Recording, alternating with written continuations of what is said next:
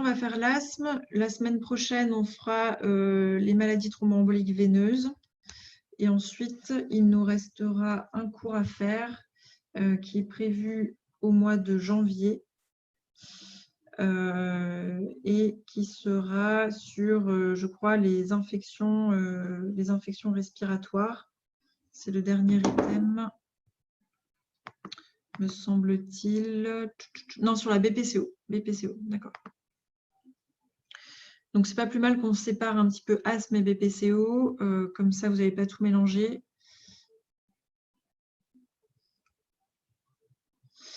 Ok. Et bien, c'est parti. Donc, l'asthme, il est défini essentiellement par deux choses. D'une part, une inflammation chronique au niveau des voies aériennes inférieures et d'autre part, par de l'obstruction bronchique. Alors, cette inflammation chronique, pardon, elle est liée et elle implique différents phénomènes. Donc, il y a plusieurs cellules qui interviennent dans cette inflammation chronique. Ce sont des cellules qui sont situées dans la muqueuse bronchique. Ce sont les mastocytes, les éosinophiles et les lymphocytes T. Donc, en fait, ce sont ces cellules-là qui vont préférentiellement être recrutées au niveau de la muqueuse bronchique et qui vont sécréter différents médiateurs pro-inflammatoires et qui vont favoriser cette inflammation permanente au sein de la muqueuse bronchique. Elle va entraîner cette inflammation des épisodes récidivants d'essoufflement, d'oppression thoracique et de toux, avec parfois des sifflements qui peuvent être simplement à l'effort, mais lorsqu'on a un asthme qui n'est pas bien équilibré, on peut avoir des sifflements la nuit ou au réveil le matin. On va revoir ensemble après les différents signes cliniques qui doivent faire évoquer un asthme. Il y a une forme de prédisposition génétique. C'est la combinaison en fait, d'une prédisposition génétique et d'une mise en contact avec des facteurs environnementaux qui vont être des facteurs irritants, qui vont déclencher des crises ou qui vont entretenir un mauvais contrôle de l'asthme. On a également une majoration de l'hyperréactivité bronchique, c'est-à-dire une bronchoconstriction exagérée à différents stimuli. Donc, d'une part, l'inflammation et d'autre part, l'obstruction. Cette obstruction bronchique, en fait, elle est liée aux muscles lisses qui sont présents au niveau de la paroi bronchique. Et donc, cette obstruction, elle va être d'intensité variable, mais dans l'asthme, elle a la principale caractéristique d'être réversible, soit spontanément, soit sous l'effet de la thérapeutique, qui sont ce qu'on appelle les bronchodilatateurs.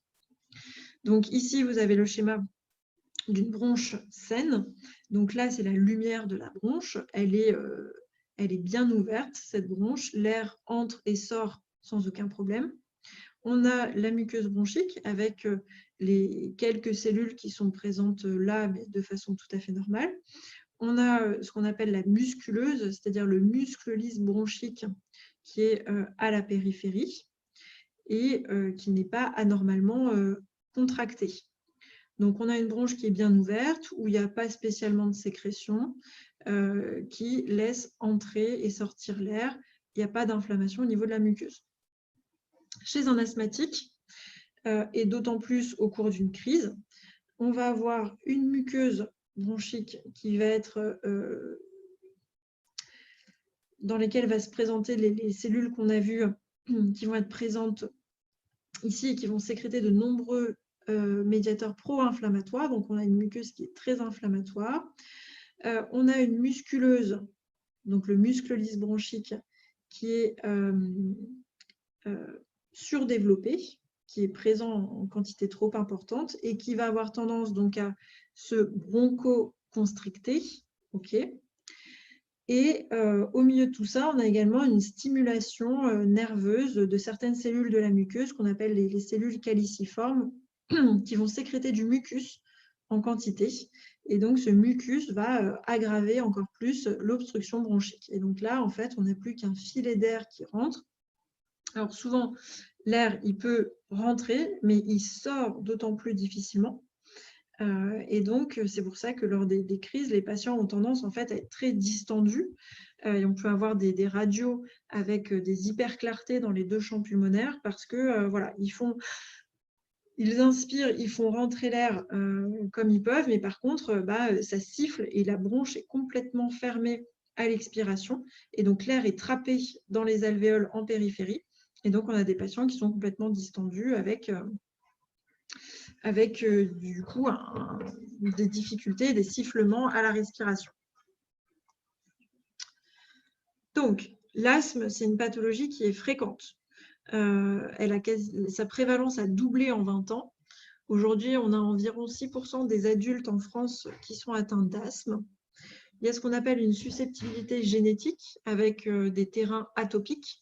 Alors, c'est quoi l'atopie? L'atopie, c'est quand personnellement, on a de l'eczéma ou de l'asthme ou des allergies un peu tout venant, que ce soit de la rhinoconjonctivite allergique saisonnière lorsqu'il y a les pollens, les bouleaux, etc.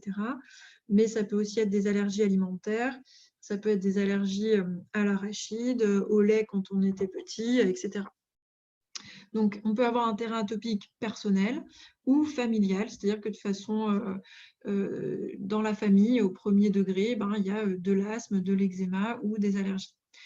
Et donc, cette rencontre entre cette susceptibilité génétique et les facteurs environnementaux, c'est-à-dire le contact avec des allergènes, avec des irritants comme le tabac, avec la pollution extérieure, avec des solvants chimiques ou autres, eh bien, ça va être le trigger d'un asthme qui va se déclencher, qui va être plus ou moins bien contrôlé.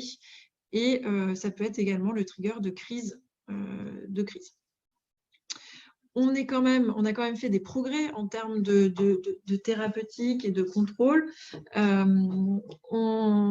Maintenant, il y a une mortalité liée à l'asthme qui a diminué en 20 ans. On compte 1000 décès par an en France, contre 2000 il y a une vingtaine d'années. Donc, on est meilleur, mais 1000 décès par an en France, c'est quand même pas anodin chez des populations de patients qui sont généralement jeunes. Donc, le message là, c'est que l'asthme est une pathologie à prendre au sérieux et on peut mourir d'une crise d'asthme sévère. Il y a une augmentation de la morbidité et des coûts. C'est lié aux soins en urgence, aux hospitalisations. Donc, certes, on a moins de décès, mais on traite plus et on est peut-être plus vigilant à hospitaliser plus rapidement les patients pour éviter d'arriver à des cas très sévères qui pourraient conduire au décès. Le coût des traitements est élevé, mais le coût d'un asthme soigné et donc bien contrôlé est moins important que d'un asthme non traité avec des patients qui vont faire des séjours en réanimation qui durent plusieurs jours. Là, on va avoir des coûts qui seront d'emblée plus élevés. La présentation clinique, elle est indépendante de la cause. On peut avoir un asthme avec une composante allergique, avec 50 à 80% des cas. Dans ce cas, il y a la présence d'allergènes qui vont déclencher les crises. Ce sont des asthmes dans lesquels on trouve des taux d'IgE qui sont importants. Les IgE sont des immunoglobulines qui sont produites et sécrétées dans les phénomènes allergiques. L'atopie, en fait, c'est quelque chose qui concerne une grande partie de la population, 20 à 30% de la population, donc qui présente soit de l'eczéma, de l'asthme ou des allergies quelconques. Et on retrouve ce terrain atopique chez 70% des asthmatiques. Et l'asthme sans atopie, ça existe également, c'est 30% des cas, et c'est souvent des asthmes qui finalement sont plus sévères et plus difficiles à traiter. On a souvent ce qu'on appelle une corticorésistance, une résistance aux corticostéroïdes. Donc, les adultes, ici vous avez le taux de mortalité par asthme chez les patients qui ont moins de 45 ans en France entre les années 90 et les années 2012. Donc, comme je vous l'ai dit précédemment, effectivement, on a une mortalité qui a franchement diminué et on peut s'en féliciter, mais l'asthme reste une pathologie très grave. Chez les enfants, la prévalence est de l'ordre de 12 à 14%, donc c'est pas rien. Là, par exemple, vous avez une étude qui a été menée pour évaluer la prévalence de l'asthme et des symptômes évocateurs d'asthme dans une classe de CM2, donc vers l'âge de 10 ans, et puis en classe de 3e, donc chez des adolescents, en fait, ados, pré-ados. On se rend compte que des symptômes comme des sifflements à l'effort, une toux sèche nocturne, c'est quelque chose d'assez fréquent qu'on retrouve chez quasiment 10% des ados et chez 14 à 15% des enfants de 10 ans. Des crises graves, bon, heureusement, ça reste quelque chose de plutôt anecdotique. Mais voilà, asthme actuel, du coup, on est quasiment sur du 8-10% dans ces tranches d'âge-là. On a tendance à davantage hospitaliser les enfants lorsqu'ils présentent des symptômes de crise. On voit au fur et à mesure des années, mais bon, ces hospitalisations précoces, finalement, permettent probablement d'éviter la survenue de cas très graves. Donc, on a recours aux soins de façon un peu plus rapide. Mais voilà, là encore, il faut essayer, le but étant d'avoir un contrôle de l'asthme qui soit le meilleur possible pour éviter les hospitalisations et surtout les séjours en réanimation avec les intubations orotrachéales. Donc, on a vu au niveau physiopathologique la prédisposition génétique à l'asthme, ça c'est un peu le background. Et ensuite, on a des éléments impliqués dans les processus inflammatoires. Donc, les cellules qu'on a vues tout à l'heure, les mastocytes, les éosinophiles, les lymphocytes T, vont sécréter ce qu'on appelle des cytokines pro-inflammatoires. Ce sont des petits médiateurs qui vont provoquer l'œdème, l'inflammation au niveau de la muqueuse. La paroi bronchique, elle va s'épaissir sous l'effet d'un remodelage bronchique. Et puis, il y a des structures nerveuses qui vont être stimulées, qui vont favoriser la sécrétion de mucus par des cellules caliciformes au sein de la muqueuse et donc ajouter au remodelage bronchique et à une muqueuse inflammatoire la présence de mucus dans les voies aériennes, ce qui va favoriser encore davantage l'obstruction bronchique. Et les facteurs environnementaux qui peuvent être le trigger de tout ça, ce sont des allergènes, le tabac, des infections virales, les polluants extérieurs, les biocombustibles, le diesel, etc. Donc là encore, bon, je ne vais pas re-rentrer dans les détails. Là, on a une bronche qui est bien ouverte, pas trop de mucus, pas trop de cellules musculaires lisses, pas d'inflammation, l'air circule bien. Une bronche d'un patient asthmatique, au long cours, en fait, on a une inflammation chronique au niveau de cette muqueuse qui va être plus inflammatoire et qui va sécréter un peu plus de mucus que la normale. Et lors d'une crise, en plus de cette inflammation qui est exacerbée, il va y avoir encore plus de mucus sécrété et on va avoir la contraction de ces cellules musculaires lisses, la bronchoconstriction, qui va vraiment entraîner l'obstruction bronchique. Et là, c'est la crise, on ne respire plus.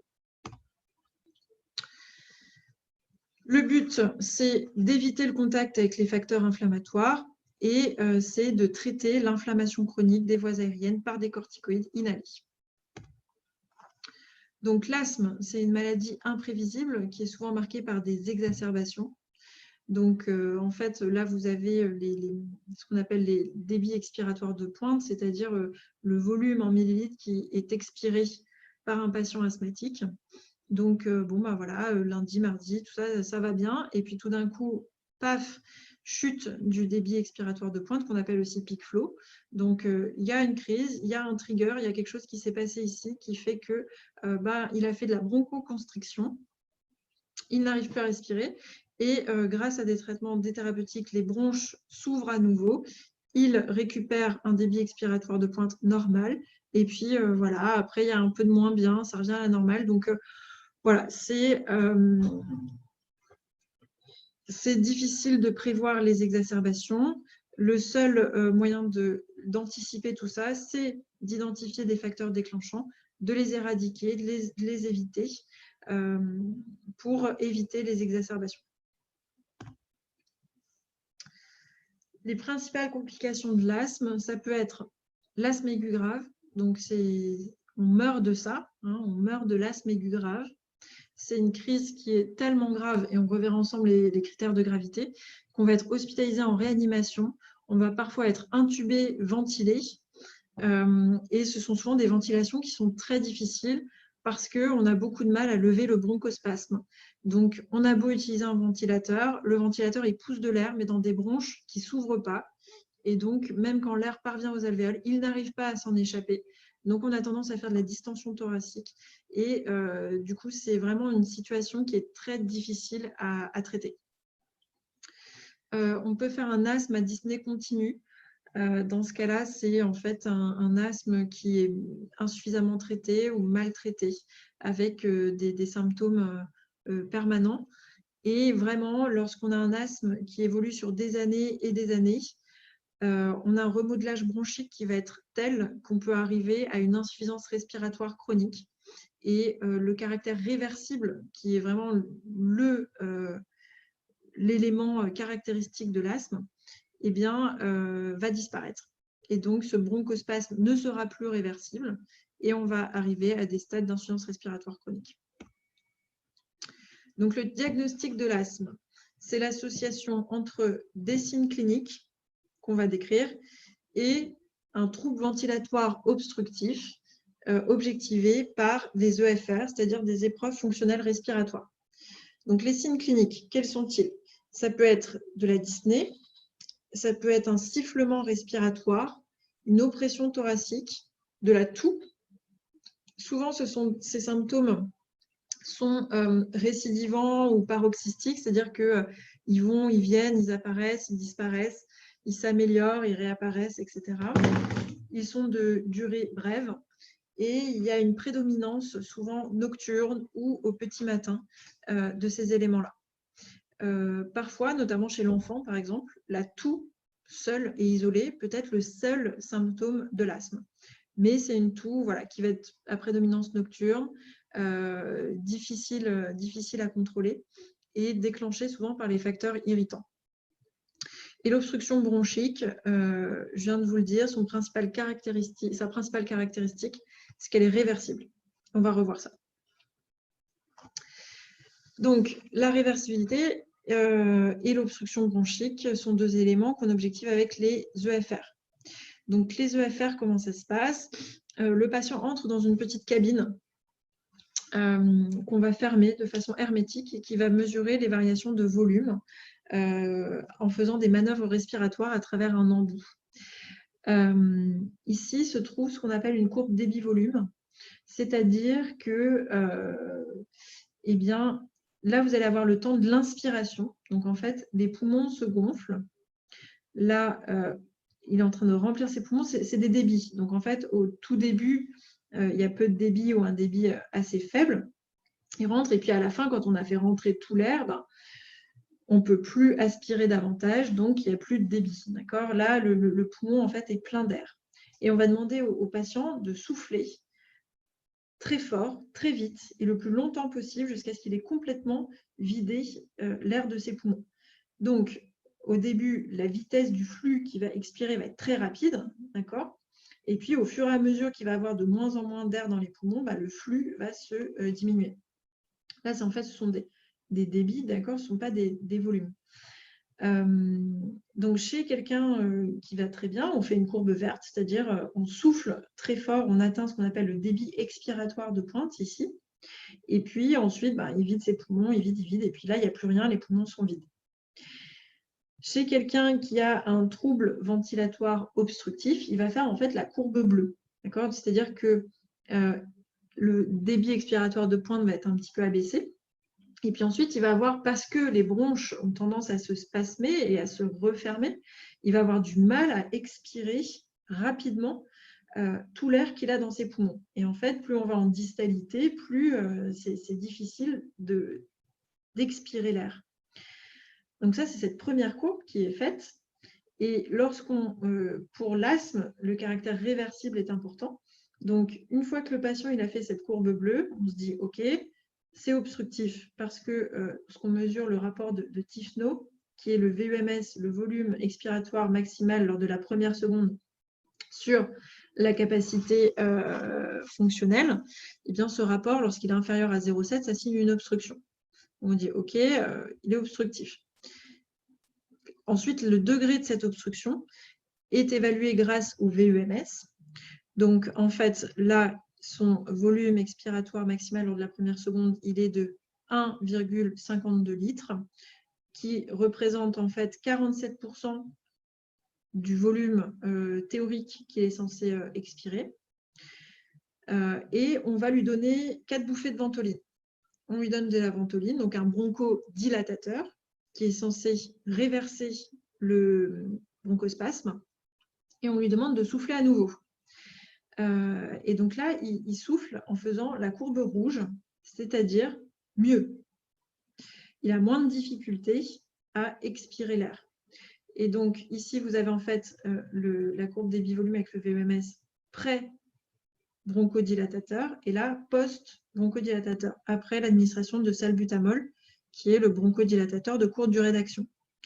Et là, le volume qu'il arrive à expirer lors de la première seconde, c'est 1,79 litres, soit 56% de sa valeur théorique. Et là, le 18%, ça correspond en fait à la variation entre avant et après. Okay, on passe de 47% à 56%. On a donc 18% de variation de VEMS après l'administration de bronchodilatateurs. Donc, le caractère réversible sur les EFR, il correspond à un gain de plus de 200 ml sur le VEMS. Donc là, on passe de 1,52 à 1,79. Il y a plus de 200 ml. Et une variation de plus de 12%. Voilà. Bon, c'est un peu technique, c'est pour vous donner un ordre d'idée. Mais je ne pense pas qu'on vous interroge là-dessus en particulier, mais c'est bien de comprendre un petit peu avec quel type d'examen on confirme le diagnostic d'asthme et surtout de comprendre le caractère réversible de ce bronchospasme, c'est-à-dire les bronches qui sont très serrées, très fermées, et on donne des bronchodilatateurs et ça change, d'accord ? On reverra lorsqu'on fera le cours sur la BPCO, sur la bronchopneumopathie obstructive chronique, qu'il n'y a pas ce caractère réversible. D'accord ? C'est quelque chose de fixé et il n'y a pas cette réponse au bronchodilatateur. Donc, si jamais on a un diagnostic qui est douteux, avec des EFR qui sont plutôt normales d'emblée, mais vraiment, on a un interrogatoire qui semble compatible avec le diagnostic d'asthme, on peut faire ce qu'on appelle un test de provocation bronchique à la métacholine. La métacholine va agir un peu comme un irritant, comme un facteur déclenchant, et donc on va donner des concentrations de plus en plus élevées de métacholine.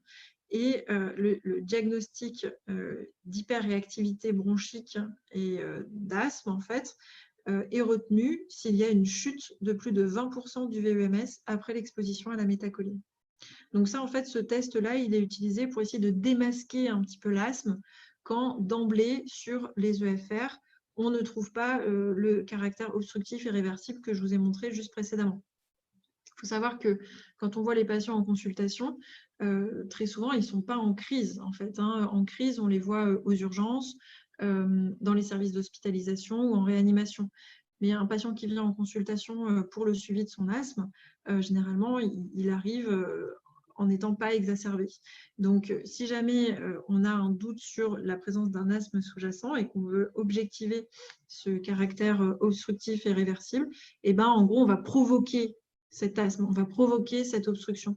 Et la métacholine, eh bien, cette hyperréactivité bronchique va être objectivée par cette chute du VMS de plus de 20% après l'exposition au produit.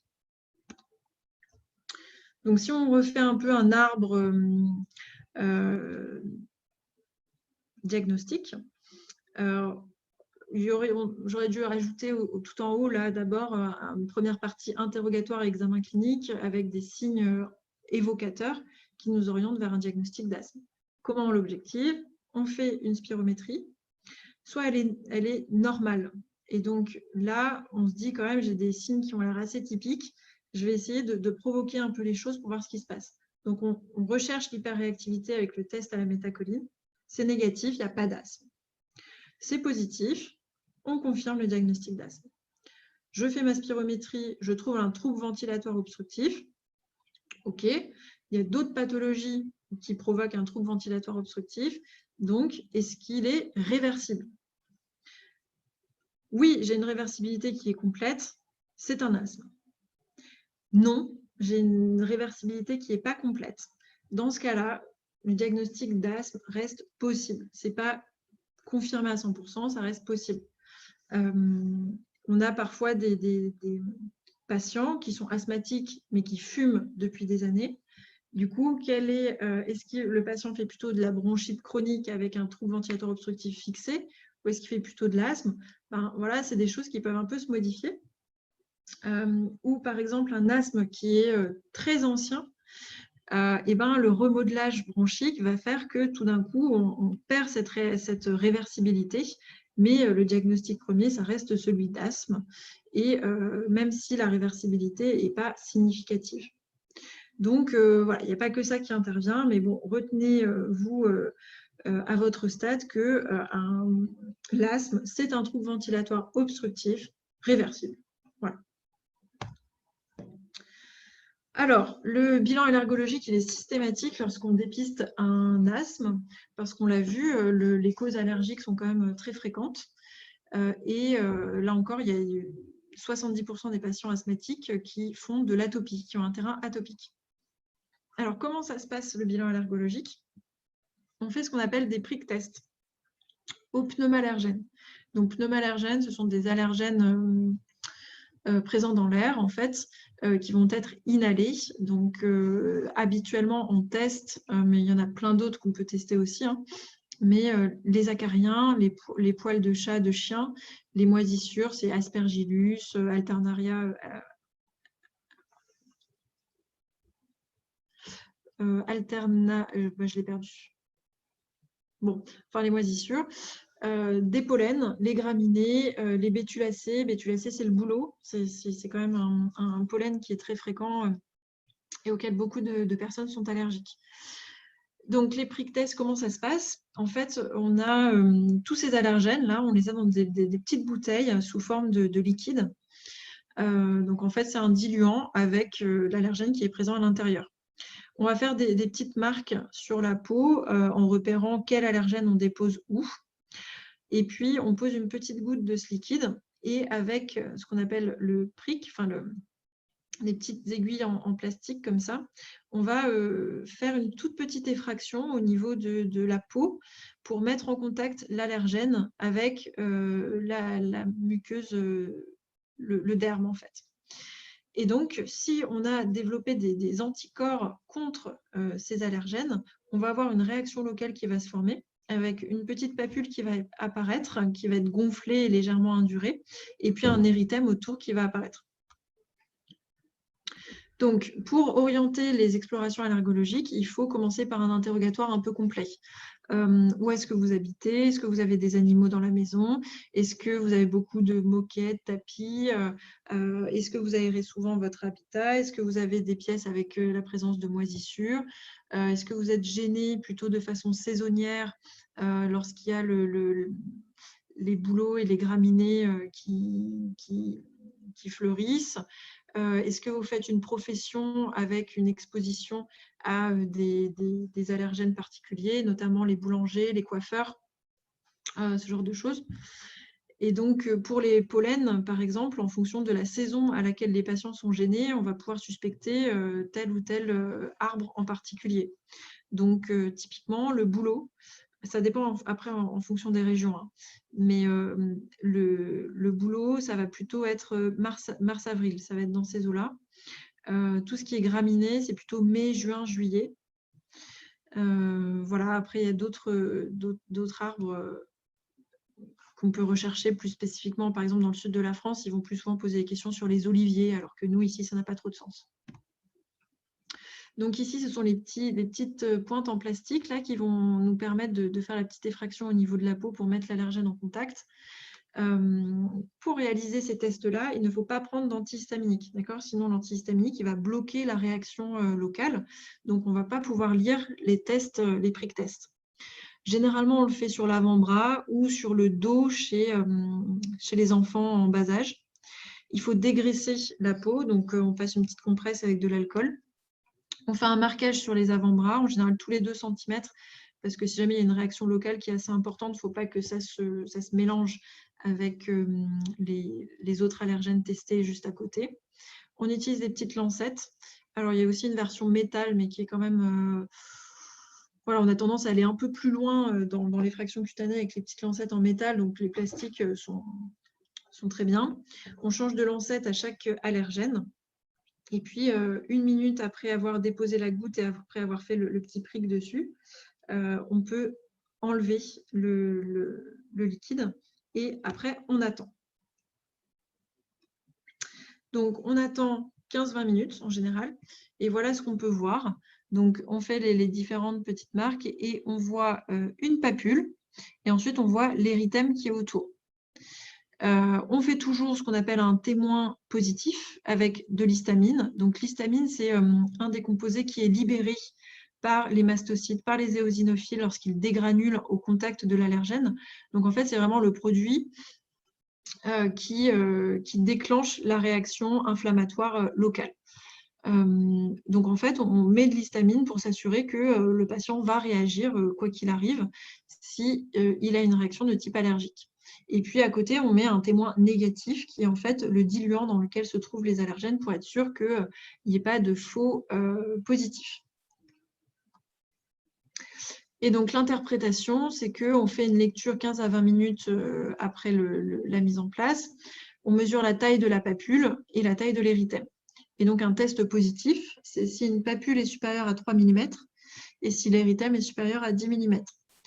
Sinon, on prend aussi comme repère, si on a une réaction avec au moins 50% du témoin positif, enfin, si on a une papule qui fait plus de 50% du témoin positif, on considère également que ce test-là est positif. Mais attention, un test positif, ça veut dire que vous avez développé des anticorps contre cet allergène, mais ça ne veut pas forcément dire que vous faites une allergie, une sensibilisation. Donc, c'est ce que je viens de dire, ça signe le fait que vous ayez produit des anticorps. Mais pour qu'il y ait allergie, il faut qu'il y ait anticorps et réaction clinique typique. Donc, si jamais voilà, vous avez le prick test au poil de chat qui revient positif, vous êtes sensibilisé au poil de chat. Mais si vous me dites que quand vous êtes en contact avec un chat, bah, vous n'avez pas le nez qui coule, vous n'avez pas les yeux qui grattent, vous n'éternuez pas, vous ne toussez pas, etc., bah, dans ce cas-là, il faut se dire que vous n'avez pas de réaction clinique et donc il n'y a pas d'allergie. Et à l'inverse, un test négatif n'exclut pas complètement une allergie. Donc, ça donne des éléments d'orientation, mais l'interrogatoire est important et les deux sont nécessaires pour interpréter l'ensemble. Alors, il y a différents types d'asthme. Donc là, on vient de parler de l'asthme allergique, mais il y a aussi des asthmes non allergiques. Il y a des asthmes un peu plus particuliers et souvent plus difficiles à contrôler qui sont en lien avec de l'obésité.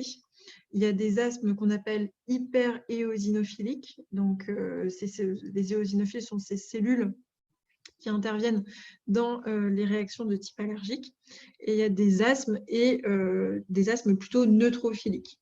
Bon, ce sont des affaires un peu de spécialistes, on ne rentrera pas davantage dans les détails. Alors, juste un mot sur l'asthme sévère. C'est un asthme qui est non équilibré, qui n'est pas contrôlé. Et cette absence de contrôle, on ne l'a pas malgré des traitements à dose maximale. Ce qu'on appelle traitement à dose maximale, c'est souvent des corticostéroïdes inhalés à forte dose qui, en fait, ne suffisent pas à éviter les exacerbations et les symptômes.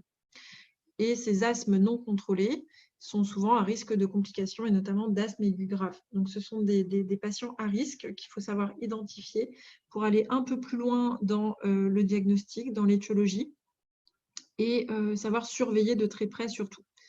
Donc, généralement, pour faire le bilan de cet asthme sévère, on fait un bilan biologique, un scanner thoracique pour évaluer un peu l'aspect des bronches. Est-ce que ces bronches, elles sont pathologiques? Est-ce qu'elles sont dilatées ou pas?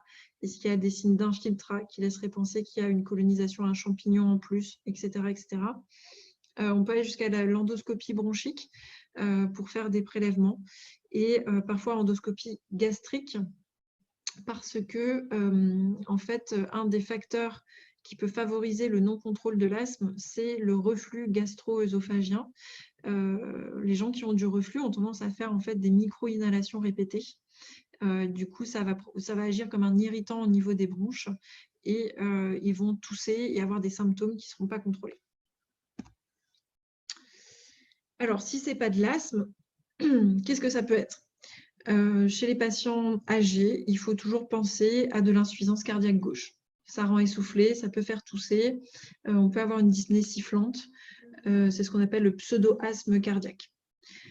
Il faut penser à tout ce qui est tumeur trachéobronchique, bénigne ou maligne, et ça peut donner des dyspnées sifflantes, des dyspnées inspiratoires. Les causes inflammatoires ou dysimmunitaires, type sténose trachéale post-intubation, là aussi, en fait, on a un obstacle qui est très haut sur la trachée, donc ça peut donner des dyspnées inspiratoires, des choses plus particulières, des poumons éosinophiliques, des bronchiolites, ça vous en entendez parler surtout chez les nourrissons. Des causes congénitales, type mucoviscidose ou dyskinésie ciliaire, c'est des pathologies qui peuvent se rapprocher un peu, qui peuvent faire penser à de l'asthme à un moment donné, parce qu'on a des bronches qui sont très inflammées, avec de l'obstruction, du mucus, des sécrétions importantes, et puis un risque de surinfection qui est également plus important. Fonctionnel ou autre, eh bien, je dirais que le principal diagnostic différentiel, c'est la BPCO. Et on l'a vu précédemment, le principal critère qui va les différencier, c'est est-ce que ce trouble ventilatoire obstructif, il est réversible ou non réversible. Le corps étranger chez l'enfant, il faut y penser parce que voilà, parfois on n'assiste pas à l'inhalation du corps étranger. Les parents sont passés à côté. Et puis, c'est un enfant qui va se mettre à tousser très régulièrement, à faire des surinfections dans le territoire où le corps étranger a été inhalé, qui peut avoir, si c'est coincé au niveau d'une grosse bronche un peu plus proximale, il peut y avoir une dyspnée inspiratoire ou même expiratoire un peu aux deux temps. Sur une radio, on peut voir une distension thoracique avec un trapage parce qu'il va y avoir une bronche à un endroit qui va être bloqué. Donc, voilà, c'est à garder en tête. Après, c'est les dyspnées un peu hautes, la dyspnée laryngée avec dysfonction des cordes vocales, ce genre de choses. Les asthmes hyper-éosinophiliques, là, en général, on recherche deux choses en particulier. Ce qu'on appelle l'ABPA ou aspergillose bronchopulmonaire allergique. C'est en fait, on développe une réaction allergique avec de l'asthme contre un champignon qui s'appelle l'aspergillus. Et donc, dans ce cadre-là, on a des éosinophiles qui sont très élevés et il faut savoir y penser. Et l'autre principale étiologie, c'est la vascularite de Church-Strauss, qui est quelque chose d'un peu plus compliqué. Donc, comment on traite l'asthme? Il y a deux éléments importants. Il y a le traitement de fond et le traitement de crise. Le traitement de fond, le but, c'est de réduire l'inflammation bronchique. Le but de ce traitement, c'est que pris tous les jours, il empêche la survenue d'exacerbation, il empêche la survenue de crise d'asthme. Donc, un asthme qui est bien contrôlé, c'est un patient qui va prendre son traitement de fond tous les jours et qui va avoir la vie la plus normale possible avec ce traitement de fond. Il ne doit pas avoir recours à la ventoline de façon trop répétée, il ne doit pas avoir d'exacerbation, il ne doit pas avoir de symptômes qui l'handicapent, qui le réveillent la nuit ou qui l'empêchent de faire ses activités. Donc, c'est là-dessus qu'il faut vraiment bien orienter les patients, insister sur ce point-là, que s'ils ont une prise correcte et régulière de leur traitement de fond, ils auront une vie la plus normale possible. Et ce traitement de fond, c'est les corticoïdes inhalés. Vous avez de l'inflammation, il faut des corticoïdes. Cette inflammation elle est dans les bronches. Comment atteindre les bronches de la manière la plus efficace? Il faut un traitement inhalé. Le traitement de crise, c'est, on l'a vu lors des crises, ce qui surtout entraîne des symptômes invalidants, c'est la bronchoconstriction. On a un bronchospasme. Donc, il faut lever ce bronchospasme. Et pour ça, on utilise des bronchodilatateurs. Jusque-là, tout semble logique. Et ce bronchodilatateur, en fait, c'est la ventoline, c'est du salbutamol. D'accord ? ce qu'on appelle le traitement de secours. Donc, comment on va évaluer un asthme et quelle pression thérapeutique on met en place en fonction de l'intensité des symptômes et du contrôle. Donc là, vous avez les critères un peu cliniques, c'est-à-dire les symptômes, leur fréquence, leur intensité. Et ici, vous avez les critères spirométriques, c'est-à-dire le résultat des épreuves fonctionnelles respiratoires, qui va vous donner une idée de l'intensité de l'obstruction. Un asthme qui est intermittent, avec des symptômes peu fréquents et peu de retentissement sur les activités quotidiennes, et des valeurs spirométriques qui vont être tout à fait correctes, avec un VEMS à plus de 80%. Un traitement simple en cas de crise peut suffire. Dans ce cas, c'est les bronchodilatateurs de courte durée d'action. Quand on passe à un asthme qui est persistant, qui soit léger ou modéré, on va avoir besoin de corticoïdes inhalés. Ça, c'est CSI, c'est corticostéroïdes inhalés. En général, la dose de corticostéroïdes inhalés entre léger et modéré va être différente. On va avoir des doses beaucoup plus élevées en cas d'asthme modéré, avec des symptômes qui sont plus fréquents, un retentissement sur la vie quotidienne qui est plus important. Et puis, on peut associer en plus des bronchodilatateurs de longue durée d'action. Chez les asthmes persistants sévères, là, c'est d'autres traitements qu'on va voir, mais on passe à une étape supérieure.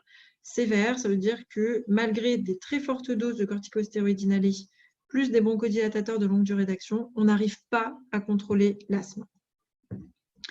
Et dans ce cas-là, c'est vraiment affaire de spécialistes, de pneumologues. On va avoir différents traitements en fonction du profil de l'asthme. On peut ajouter ce qu'on appelle un antileucotriène, qui s'appelle du Singulair ou Montelukast.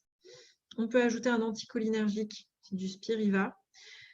Et ensuite, il y a des traitements beaucoup plus onéreux qui sont sortis ces dernières années, qui font probablement que le coût de prise en charge de l'asthme a augmenté, mais qui permet en même temps, chez ces patients-là, d'avoir un meilleur contrôle et donc moins d'hospitalisation.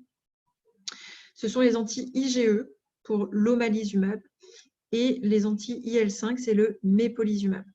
On va revoir, je vous dirai juste un mot sur quel profil d'asthme on donne ces traitements spécifiques. Et puis, vraiment, quand on n'y arrive pas, mais c'est rarement une solution au long cours, ce sont les corticoïdes oraux. D'accord ? Là, ici, à ces différents stades, ce sont des corticoïdes inhalés, dans des dispositifs inhalés. Quand on fait une crise grave qui emmène à l'hôpital, on donne en général des corticoïdes oraux, mais pour une courte durée.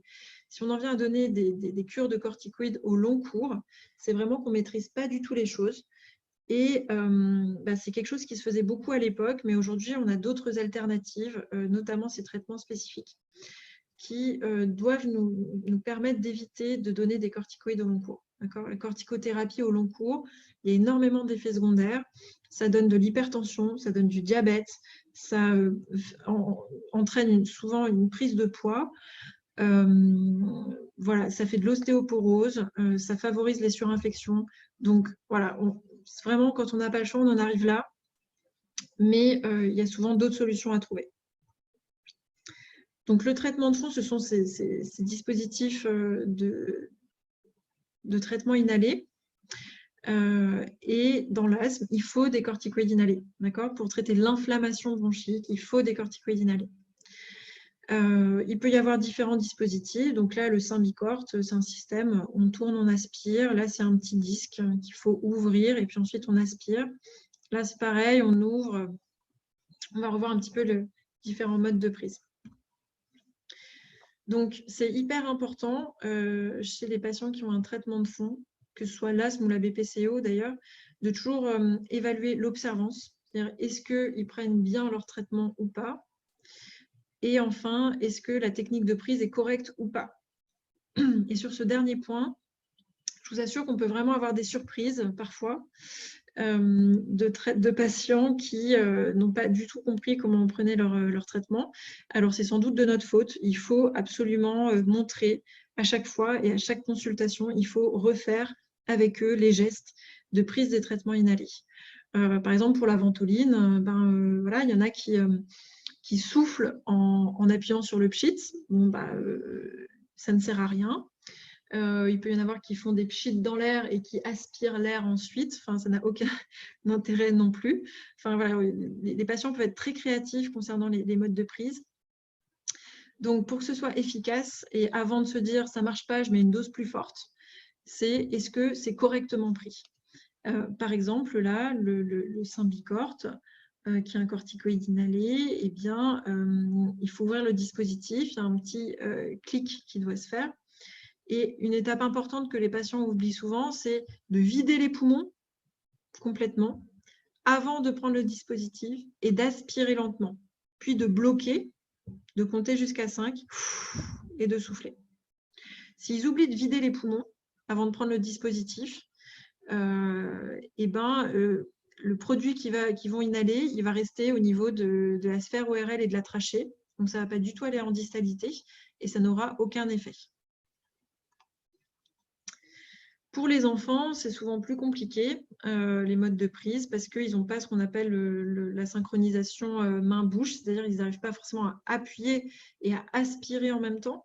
Donc, une des solutions, mais qu'on peut aussi utiliser chez les adultes qui ont des difficultés, en fait, hein, c'est cette chambre d'inhalation. En fait, on met le spray à une extrémité, on fait les bouffées de spray dans la chambre d'inhalation, sans forcément aspirer en même temps, et tranquillement, en prenant l'embout et à son rythme, eh bien, on fait plusieurs inspirations, expirations dans la chambre d'inhalation qui contient du coup le produit qui a été vaporisé à l'intérieur. Il y a des espaces avec des kinés, des pneumologues, des médecins généralistes, des infirmières en éducation thérapeutique qui existent pour vraiment assurer tout l'encadrement de la prise en charge des patients asthmatiques et revoir avec eux, savoir distinguer les symptômes de crise, savoir quand utiliser son traitement de crise, comment utiliser les traitements, etc. Et donc, sur Tours, il y a l'espace du souffle qui participe à l'éducation thérapeutique des patients asthmatiques. Si l'asthme est d'origine allergique, on ne peut pas traiter efficacement l'asthme si on ne traite pas efficacement l'allergie. Donc, après avoir fait l'interrogatoire, le bilan allergologique, il s'agit de mettre en place les mesures d'éviction contre les allergènes auxquels on est sensibilisé. Donc, par exemple, pour les acariens, il y a vraiment beaucoup de mesures à mettre en place. Par exemple, le type de matelas, changer les draps très souvent et les laver au moins à 60 degrés, sinon ce n'est pas efficace.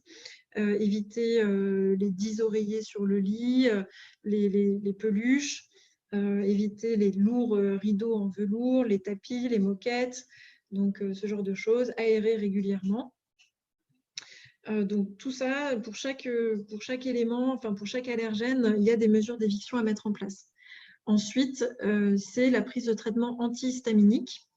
Donc ce sont les traitements contre l'histamine, qui est en fait le composé qui va provoquer l'inflammation et l'œdème au niveau des fosses nasales, des yeux et aussi au niveau des bronches. Donc ce sont des médicaments dont vous avez probablement entendu parler, comme Aerius, Claritine, Questin, etc., Zyrtec.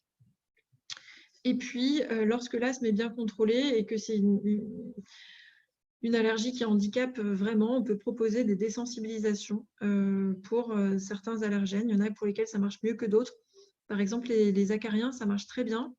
Et puis, les patients sont en général contents parce que les acariens sont ce qu'on appelle des allergènes perannuels qui sont présents toute l'année dans les maisons. Contrairement aux allergies saisonnières type bouleau et graminées, où là, on peut être gêné que pendant 3 à 4 mois de l'année.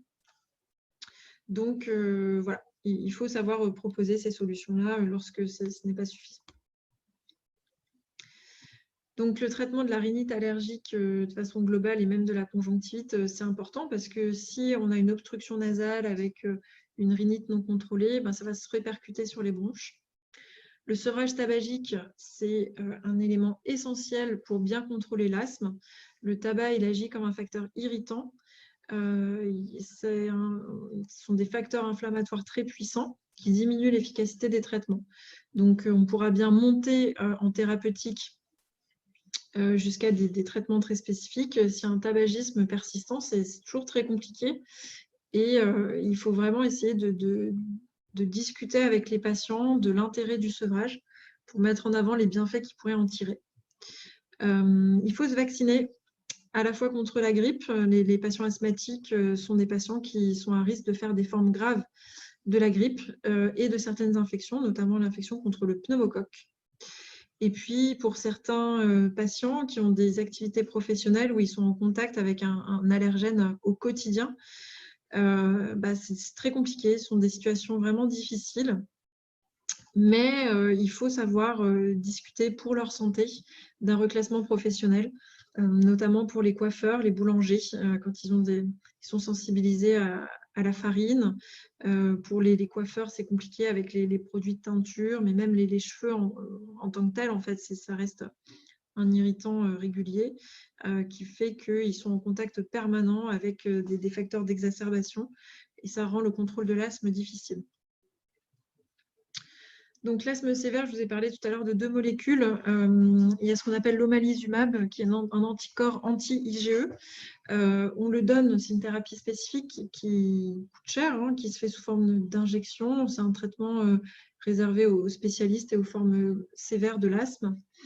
On le donne dans le cadre des asthmes allergiques qui sont non contrôlés malgré un traitement inhalé maximal et qui présentent au moins 2 exacerbations par an.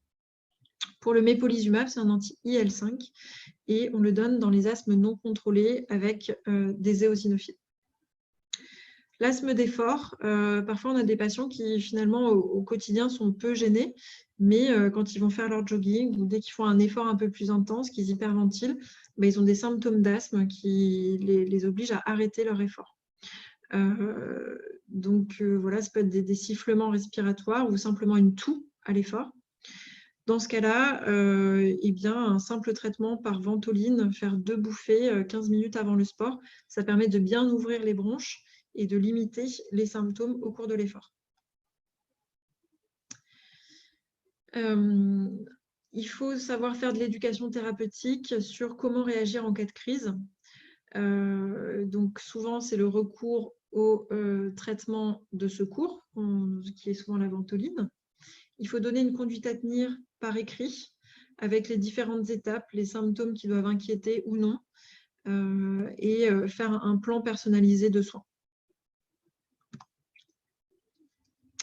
Le suivi de l'asthme, c'est un suivi annuel ou biannuel en fonction de la sévérité. On évalue lors de ces consultations de suivi les symptômes, la fonction respiratoire en contrôlant les EFR et on réévalue le traitement, la pression thérapeutique. Est-ce que l'asthme est bien contrôlé? Auquel cas, on peut peut-être mettre des doses moins importantes de corticoïdes inhalés. Ou est-ce que l'asthme n'est pas contrôlé? Est-ce qu'il faut monter en charge sur les traitements à proposer? Pour évaluer le contrôle, on s'aide d'un questionnaire qui est le questionnaire ACT. Il y a 5 questions auxquelles le patient doit répondre concernant les 4 dernières semaines. Chaque fois, c'est au cours du dernier mois. Donc, on lui demande, est-ce que votre asthme vous a gêné dans vos activités quotidiennes? Est-ce que vous vous êtes senti essoufflé? Est-ce que vous êtes réveillé la nuit à cause des symptômes d'asthme? Est-ce que vous avez eu recours à votre traitement de secours, donc à la ventoline? Si oui, combien de fois? Et comment vous évaluez le contrôle de votre asthme? Totalement contrôlé ou pas du tout contrôlé? Donc, ils répondent et ils cotent chacune de ces questions et on obtient un score global. Si le score est supérieur à 20, on considère que l'asthme est bien contrôlé. S'il est inférieur à 20, il n'est pas bien contrôlé. Et dans ce cas-là, il faut revoir pourquoi il ne l'est pas et essayer d'obtenir un meilleur contrôle. Les exacerbations. Quels sont les symptômes qu'on peut présenter au cours d'une exacerbation? Elles peuvent être de différentes intensités, légères à modérées ou sévères, ce qu'on appelle aussi asthme aigu grave. Donc, les symptômes vraiment de gravité que vous devez retenir et qui doivent vous interpeller, c'est si un patient asthmatique n'arrive pas à faire une phrase complète, s'il parle qu'avec des mots, s'il se tient penché en avant, qu'il est agité, inconfortable, qu'il a une sensation, une angoisse, en fait, une sensation, parfois on dit de mort imminente, quoi. Enfin, je veux dire, c'est une sensation de manquer d'air, comme si on se noyait, quoi.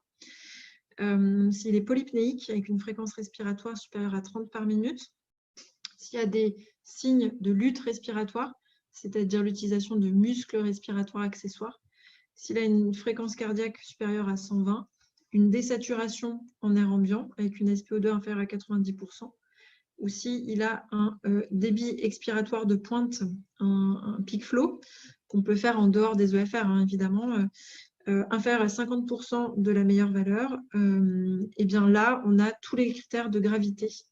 Donc là, c'est hospitalisation directe, voire hospitalisation en soins intensifs. Et il y a vraiment une mise en jeu du pronostic vital.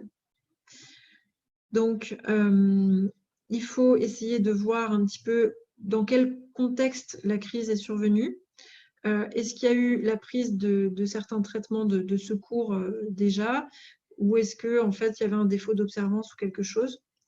Prendre les différentes constantes, on les a vues. Les signes d'alarme, on a vu donc la dyspnée à la parole, le silence auscultatoire. Si à l'auscultation, vous n'entendez rien, c'est qu'en fait, vos alvéoles, elles sont complètement remplies d'air et il y a un trapage, donc on n'arrive pas à expirer, il y a une distension thoracique importante.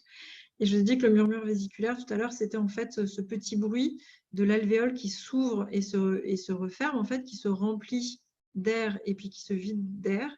Et donc là, elle est tellement remplie d'air à fond et elle n'arrive pas à se vider parce que les bronches sont complètement bouchées. Eh bien, on obtient un silence auscultatoire. Ça, c'est vraiment un signe de gravité majeure. Et la confusion, de même, ça devient très grave. Donc, l'asthme aigu grave, qu'est-ce qu'on fait? On met de l'oxygène. Ok, on a un patient qui désature, comme tout à l'heure. Premier réflexe, on met de l'oxygène. On réfléchit ensuite. On met des bronchodilatateurs de courte durée d'action. Donc, c'est de la ventoline, du salbutamol ou du bricanil. On fait des aérosols en continu. Ok, on fait des aérosols sous oxygène. Pendant 1 heure, on en fait en continu. Il faut s'assurer qu'il y ait une voie veineuse périphérique. Au cas où il faille intuber le patient ou autre, il faut qu'on ait une voie d'abord. Et on met des corticoïdes. Là, les corticoïdes, contrairement au traitement de fond, où ce sont des corticoïdes inhalés, là, on va les donner per os, c'est-à-dire par la bouche en comprimé, si c'est une exacerbation légère à modérée. Si on est en réanimation, le patient, il n'arrive même pas à parler, donc on ne peut pas lui donner des comprimés par la bouche. Donc, on passe les corticoïdes par les veines. D'accord? Mais au moment des crises, les corticoïdes, on les donne par voie systémique. D'accord? Enfin, il faut que ce soit des corticoïdes systémiques, c'est-à-dire qu'ils vont passer dans le sang.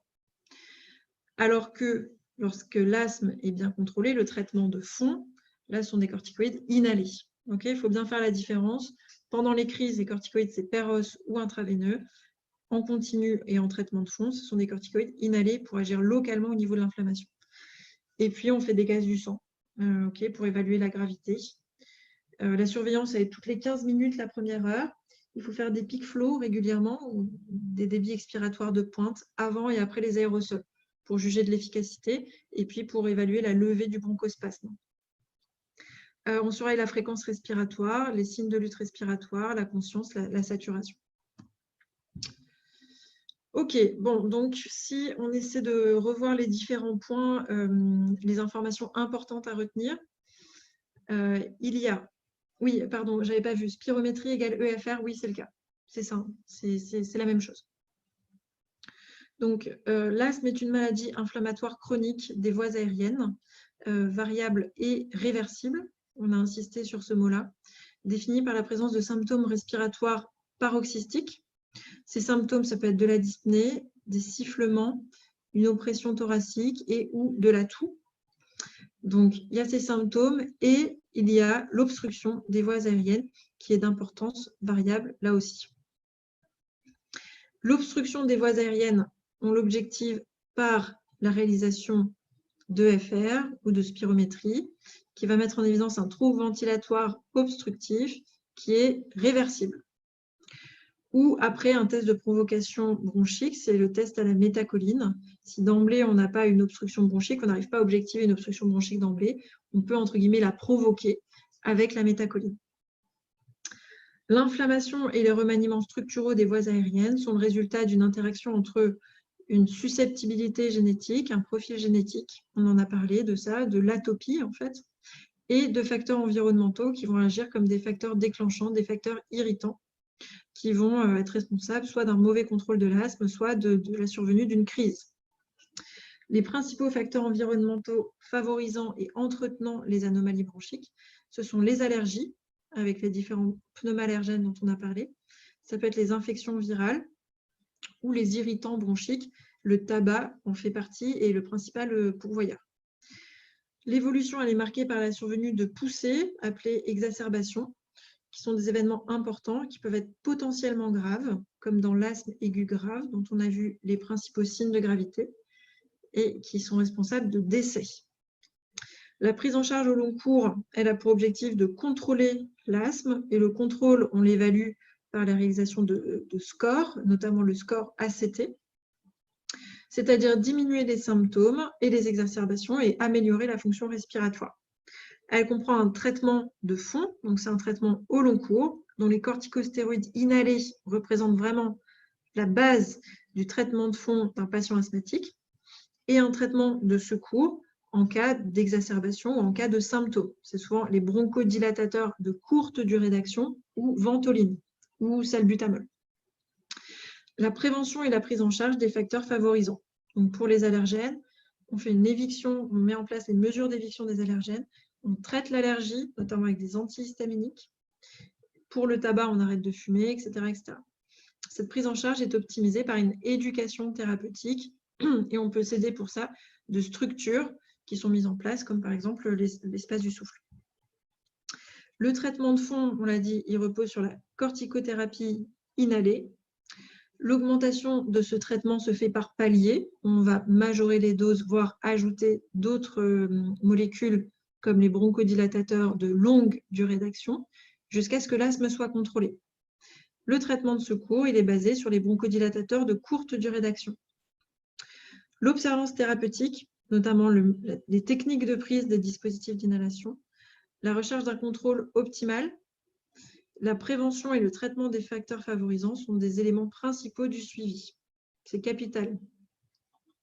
L'importance du traitement nécessaire au contrôle de l'asthme définit a posteriori la sévérité. Si on a besoin de très grosses doses de corticostéroïdes inhalés, voire des thérapies ciblées, etc., enfin des thérapies spécifiques, ça définit un asthme sévère en fait. Les risques futurs doivent être anticipés et prévenus, les exacerbations, le déclin de la fonction respiratoire et les effets secondaires des traitements. Le suivi comprend toujours l'évaluation de l'observance thérapeutique. Petit 1, est-ce que le patient il prend son traitement? S'il ne le prend pas, ça ne sert à rien d'aller plus loin en fait, il faut reprendre les bases. Une évaluation de ses symptômes, on l'a vu avec le score ACT. Une évaluation de la fonction respiratoire, pour ça on fait des EFR. Une adaptation du traitement au niveau du contrôle de la pathologie. Donc là, c'est les différents traitements en fonction des paliers. Voilà. Est-ce que vous avez des questions?